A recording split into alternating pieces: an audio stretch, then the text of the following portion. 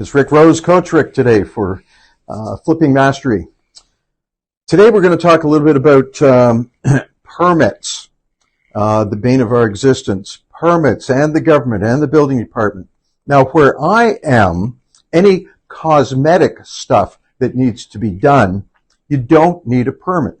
Only things that require like a roof or structural issues, that type of thing.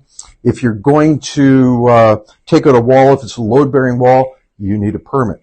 But typically in the flips that I get into, I'm very choosy on the type of house that I'm going to buy. I don't want any structural problems.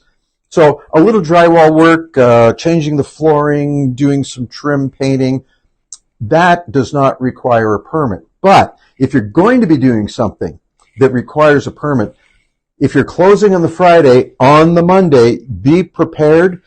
Go down to the building department, get the permits as quickly as possible.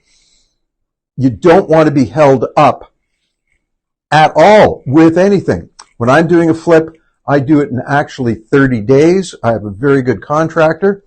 30 days. To start, 30 days, we're out of there. We go on to marketing the property, typically for about 2 weeks, and then about 6 weeks to close. So I actually own a flip for about 3 months. I try for not longer than that. Anyway, that's the tip for today. Thank you so much. We'll talk to you soon.